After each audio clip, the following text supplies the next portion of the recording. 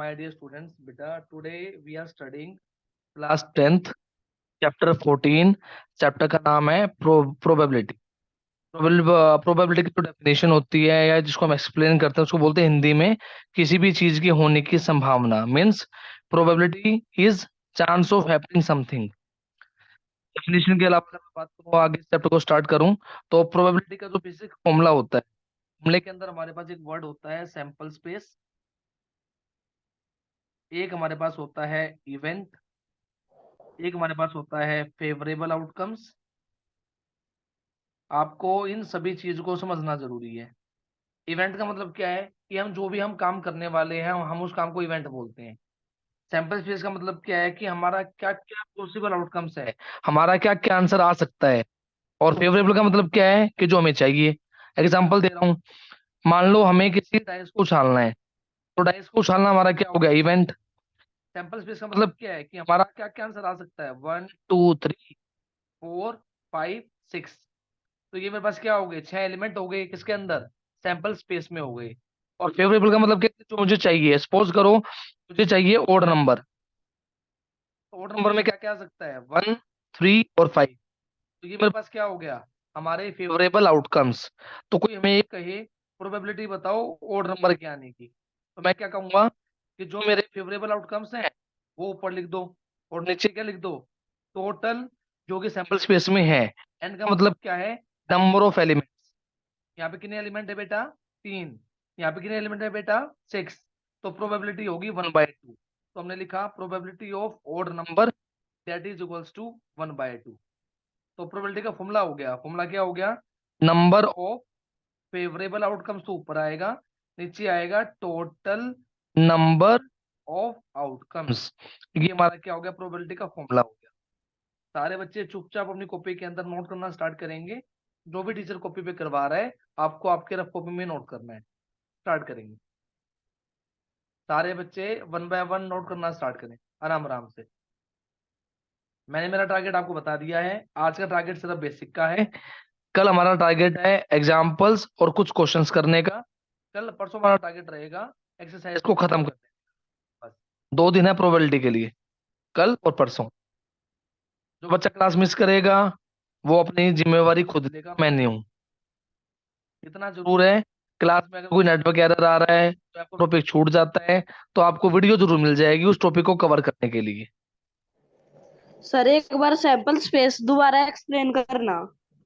Sample space का मतलब ये है कि हमारा जो जो आउटकम आ सकता है उसको हमको क्या करना है, ब्रैकेट के फॉर्म में लिखना कि हमारा क्या क्या आंसर आ सकता है। जैसे अगर मैं आपको कहूं मैंने एक सिक्का उछाल दिया, सिक्के को उछालने के बाद क्या क्या आ सकता है, हेड और टेल। तो ये मेरे पास क्या हो गया, सैंपल स्पेस। जो जो मेरा आउटकम आ सकता है उस चीज को लिखना, उसको कहते हैं सैंपल स्पेस।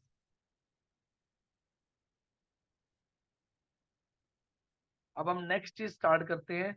हमारा जो नेक्स्ट वर्ड है इसके अंदर हम उस पे चलेंगे। अब हमें ना कुछ टाइप के इवेंट पढ़ने हैं। कुछ एक तो इवेंट होते हैं लाइक इम्पॉसिबल इवेंट, एक इवेंट होते हैं हमारे पास श्योर इवेंट, एक हमारे पास कुछ इवेंट ऐसे होते हैं जिसको हम कहते हैं कंपाउंड इवेंट। ठीक है, ऐसे ऐसे हमारे पास कुछ इवेंट्स होते हैं। एक कुछ आप कह सकते हो सिंपल इवेंट। आप ध्यान से समझो, किसी भी चीज की प्रोबेबिलिटी कहाँ से कहाँ तक वेरी करती है। मान लो कोई चीज होने नहीं वाली तो obvious सी बात है उसकी प्रोबेबिलिटी क्या हो जाएगी, 0। और अगर कोई चीज पक्का पक्का होने वाली है उसकी प्रोबेबिलिटी क्या हो जाएगी, 1। आप ये कहोगे सर इस 1 का क्या मतलब है। मान लो आज हमारे ना आसमान में बादल छाए हुए हैं, तो किसी ने ये कह दिया भाई 40% आज बारिश होने की संभावना है, तो इट मीन्स 60% क्या है, बारिश होने की संभावना नहीं है। ठीक है, तो किसी चीज का होना प्लस किसी चीज का ना होना टोटल क्या होता है, हमेशा 1 के बराबर होता है। जैसे 40/100 यहाँ से आया, 60/100 यहाँ से आया, दोनों को ऐड कर दिया 100/100 दैट इज इक्वल्स टू 1। तो किसी भी चीज की मैक्सिमम प्रोबेबिलिटी जो कितनी होती है वो कितनी होती है, 1। और मिनिमम कितनी होती है, 0। मान लो पेपर में क्वेश्चन आ गया, 4 ऑप्शन दे दिए, बोला 10 70 30 और 110। तो ये बोला इनमें से कौन सी प्रोबेबिलिटी संभव नहीं है, तो आप क्या बोलोगे, 110। क्योंकि मैक्सिमम प्रोबेबिलिटी 0% से लेके कहाँ तक जाती है, 100% तक। और अगर नंबर में बोलो तो 0 से लेके 1 तक। कोई ये कह दे, मान लो आपको ये ऑप्शन दे दिए, इनमें से कौन सा ऑप्शन प्रोबेबिलिटी नहीं हो सकता, तो आप कहोगे भाई ये नहीं हो सकता, क्योंकि सर ने बताया था प्रोबेबिलिटी लाई करती है 0 से लेके 1 के बीच में, और ये नंबर क्या 0 से छोटा है, तो ये हमारा आंसर नहीं हो सकता। तो हमने यहाँ पे क्या सीखा कि किसी भी इवेंट की जो प्रोबेबिलिटी होती है वो 0 से बड़ी होती है या 0 के बराबर होती है, या तो 1 से छोटी होती है या 1 के बराबर होती है। और ये क्वेश्चन बोर्ड में कई बार आ चुका है, ये आपको याद होना चाहिए, कॉपी में नोट करेंगे। आपको हो सकता है कोई चीज आपके फ्लाईओवर के ऊपर से जा रही हो, दिमाग के ऊपर से जा रही हो, आप कुछ देर के लिए सुन लो एक बार ध्यान से, उसके बाद जब वीडियो मिलेगी तो वीडियो को रिवाइंड करके एक बार देख लेना, आपका डाउट आपको क्लियर हो जाएगा। आराम से नोट करेंगे, कोई जल्दबाजी नहीं, आराम से नोट करें।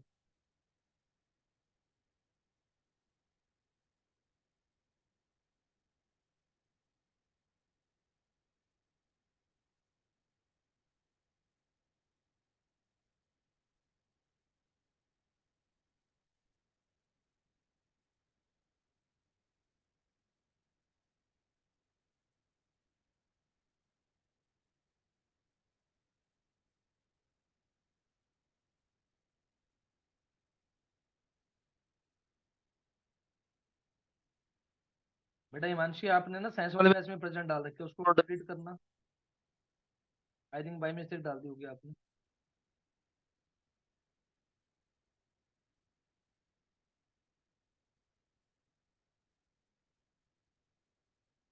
जिसने अटेंडेंस नहीं लगाई है मैथ्स वाले ग्रुप पे अटेंडेंस लगाओ अपनी। अटेंडेंस कमा रखी है 1 2 3 4 5 6 7 11 अटेंडेंस आ रखी है, और क्लास में 17 18 बच्चे हैं। तभी अटेंडेंस लगाओ अपनी फटाफट, जिसने नहीं लगाई है।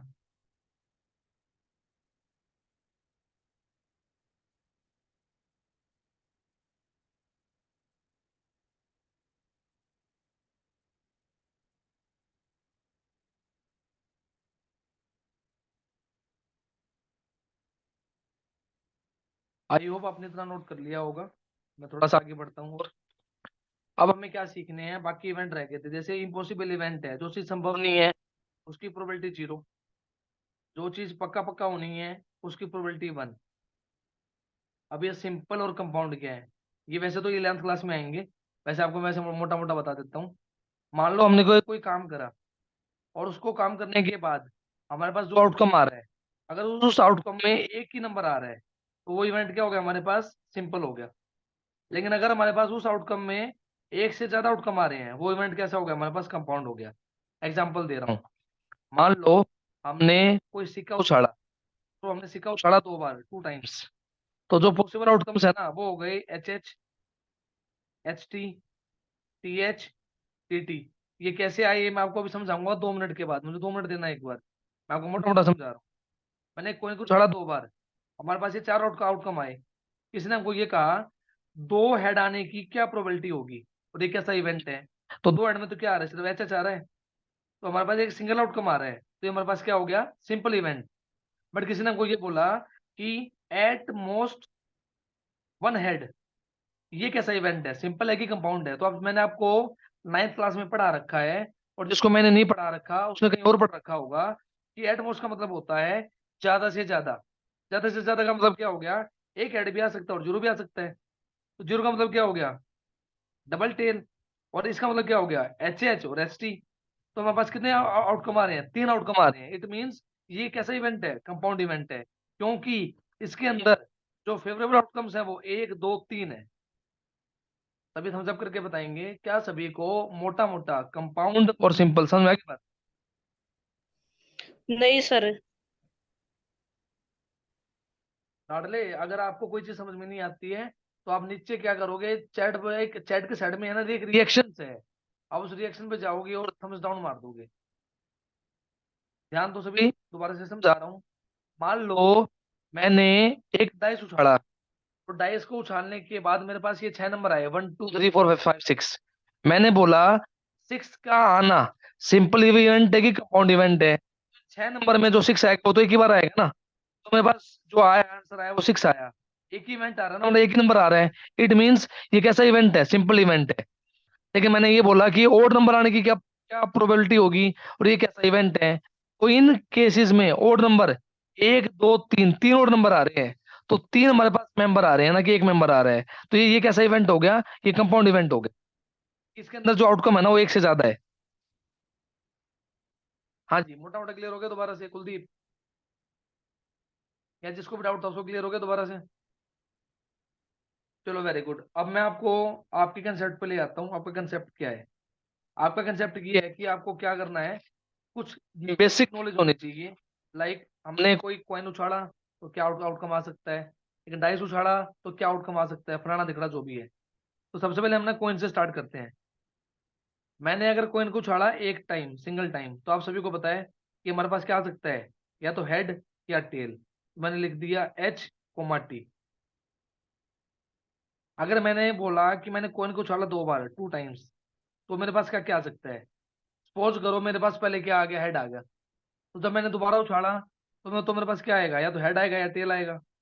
या सपोज करो पहले बार मेरे पास टेल आया था, तो दोबारा क्या आएगा, या तो हेड आएगा या टेल आएगा। तो मेरे पास क्या हो गए, चार केसेस बन गए, H H, H T, T H, T T. ये मेरे पास बन गए टोटल चार outcomes, H H, H T, T H, T T. ये ना बिल्कुल जो प्रोबेबिलिटी है ना उसका बिल्कुल बेसिक समझा रहा हूँ, बिल्कुल बेसिक, जो बेसिक होता है। अगर मैंने किसी कॉइन को उछाला दो बार, तो या तो हमारे पास दोनों बार हेड आएगा, या हमारे पास दोनों बार टेल आएगा। पहले बार हेड आ सकता है तो दूसरी बार टेल भी आ सकता है, या पहले बार टेल आ गया तो दूसरी बार हेड आ सकता है। तो ये मेरे पास ये टोटल कितने केसेस बनेंगे, चार केस बनेंगे। अब सपोज करो मैंने किसी कॉइन को उछाल दिया तीन बार, थ्री टाइम्स। आपके 10th क्लास में यहाँ तक ही क्वेश्चन आता है बस, जो कि आपके एक्सरसाइज का क्वेश्चन नंबर 23 है, और वो बोर्ड में तीन या चार बार आ चुका है। ठीक है, कैसे करना है समझो बात। मैंने मान लो कॉइन को उछाला पहली बार, क्या आ गया, हेड या टेल। दोबारा उछाला तो फिर से हेड टेल और हेड टेल। और जब दोबारा उछाला तो दोबारा से हेड टेल, फिर से हेड टेल, फिर से हेड टेल, और फिर से हेड टेल। अब हम पेयर बनाते हैं, पेयर कैसे बनाएंगे, एच एच एच,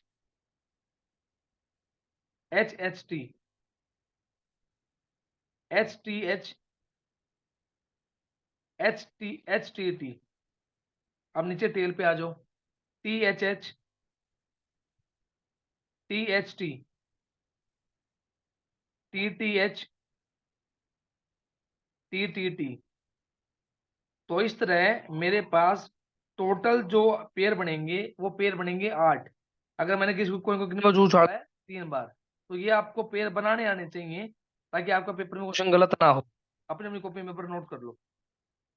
फिर इसकी एक शॉर्ट ट्रिक है, वो भी बता देता हूँ। इसको कैसे बनाया जाता है, आपको इतना ना करना पड़े। उसकी एक शॉर्ट ट्रिक है, वो मैं आपको बताता हूँ। आप एक बार इतना नोट करेंगे पहले। इससे कुलदीप थोड़ा सा फेवर करेंगे, नोट करना स्टार्ट करें। चीजें समझ में नहीं आएंगी तो दोबारा समझाता हूँ, कृपा करके नोट करें साथ साथ।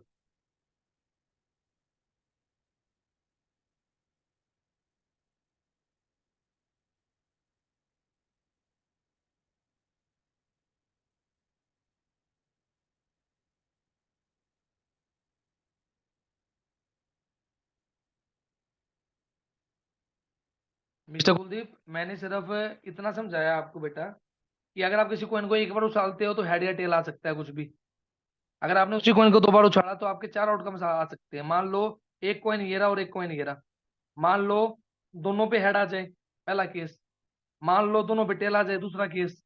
मान लो यहाँ हेड आ गया तो यहाँ टेल भी आ सकता है, और उल्टा भी हो सकता है, यहाँ टेल आ जाए तो यहाँ भी हेड आ सकता है। तो ये चार केस बनेंगे।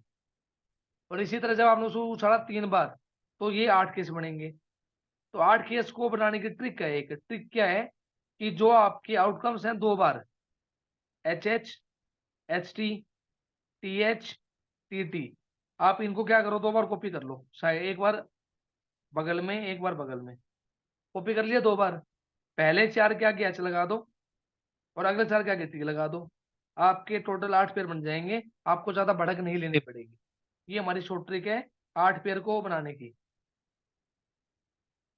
पहले आपने क्या किए, जो दो बार थे ना उनको डबल मार दिया, 4 के आगे एच और 4 के आगे टी, ये आपका क्वेश्चन है। अगर आपके पास किसी के पास बुक हो तो अपनी 14.1 नई बुक के हिसाब से और पुराने बुक के हिसाब से 15.1 खोल लो और क्वेश्चन नंबर 23 को रीड कर लो एक बार। एक मिनट लगेगी, बस 1 मिनट। आपको कंसेप्ट अभी समझा देता हूँ क्वेश्चन पेपर में कैसा आया हुआ है। हमको ये पेपर में ये पता होना चाहिए कि कंसेप्ट कैसे लगाना है। बोर्ड में क्वेश्चन नया आएगा, वैल्यू चेंज होके आएगी। कंसेप्ट स्ट्रांग होगा तो 80/80 कोई भी मार देगा। तो कंसेप्ट शुड बी स्ट्रांग।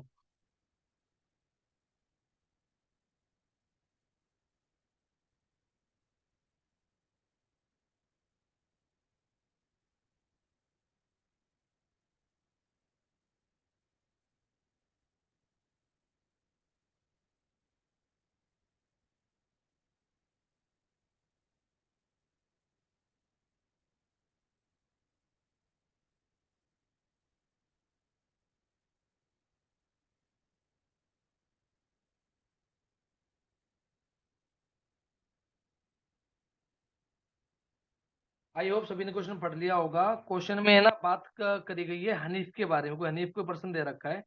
ये क्या रखा है कि वो कोई गेम खेलता है और उसने अपने गेम में क्या किया हुआ है, किसी भी कॉइन को 3 बार टॉस कर रखा है।